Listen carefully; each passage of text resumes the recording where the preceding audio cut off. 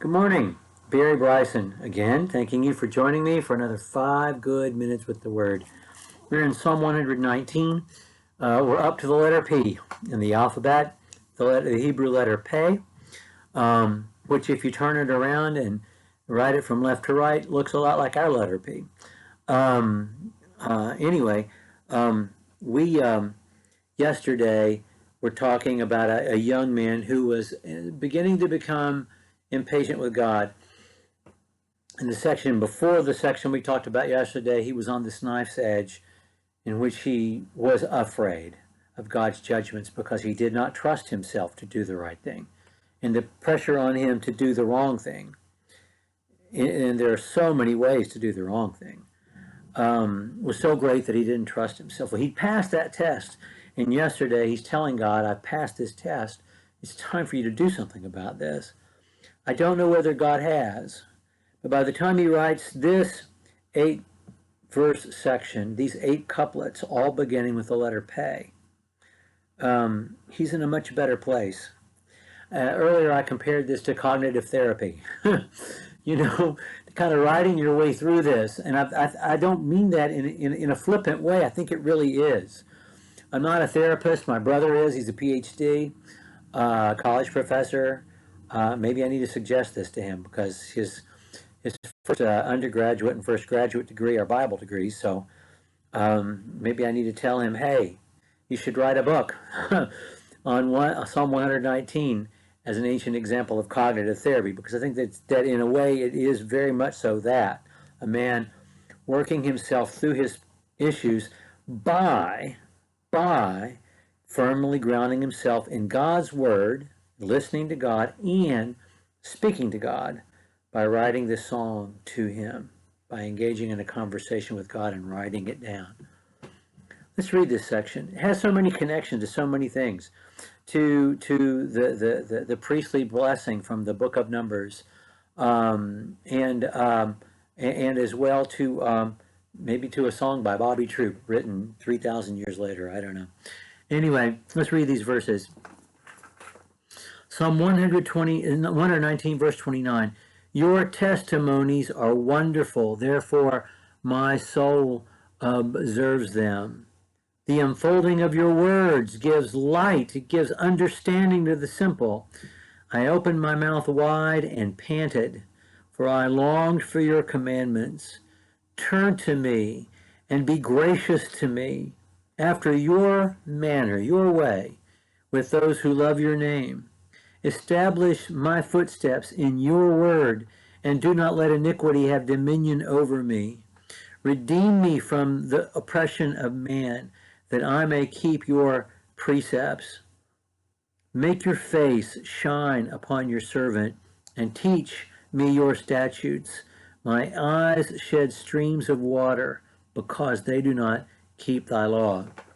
Okay, he's been ending some of these sections with the way he feels about his oppressors. And usually that feeling is hate, but here it's not hate, it's sadness. It's deep sadness. In fact, one could even say it's grief, the way he feels about his oppressors. So many connections. The connection to David in Psalm 69, panting. As a deer pants for the water, so my soul longs after you. Here he is opening his mouth and panting, not for God personally, but for God's word. My soul panted, for I longed for your commandments. Knowledge of your commandments, or for your commandments to be obeyed, or for your commandments to be realized? I think yes to all of the above. There's the connection to the priestly blessing that was repeated by the priests and continue to be repeated by rabbis, and one that I myself have repeated at every wedding and every funeral that I have performed for 20 or more years, 30 or more years. The Lord bless you and keep you. Numbers chapter 6, verses 22 through 27. May the Lord bless you and keep you, make his face shine upon you, be gracious to you. May the Lord lift his countenance upon you and give you peace. Make your face shine upon your servant. There's a connection to that. Mostly We see that the persecution has not passed. He's still asking for deliverance. But he has light. He has light in his life because of God's word. In other words, the light coming to him was not dependent upon the alleviation of his persecution. In the same way that in the Garden of Gethsemane, the angels ministered to Jesus, and he went into that garden saying, please don't make me do this. And he went out of that garden saying, this is what I'm to do. You have no authority over me. I'm doing this willfully.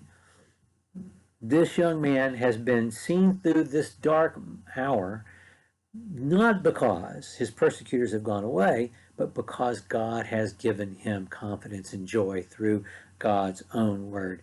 So much more here. I wish we could take the time just to talk about.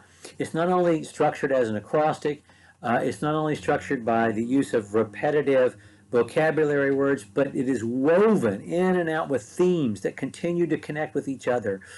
The comparing of the experience of God's word with our five senses, the whole notion that we need to continually be taught, the notion of joy and sorrow being woven together, the fact that our relationship with God is a walk, and those things all connecting with each other.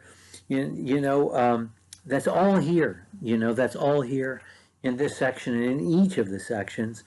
I hope you're noticing those, whether we have time to recognize them or not in our daily study together. Well, tomorrow we'll pick up with another one of those S letters or T letters. There are 3 T's, including this one, and 4 S's, including the one we'll do tomorrow, the letter Tsade, the TS, verses 137 through 144. Thank you for joining me for 5 Good Minutes.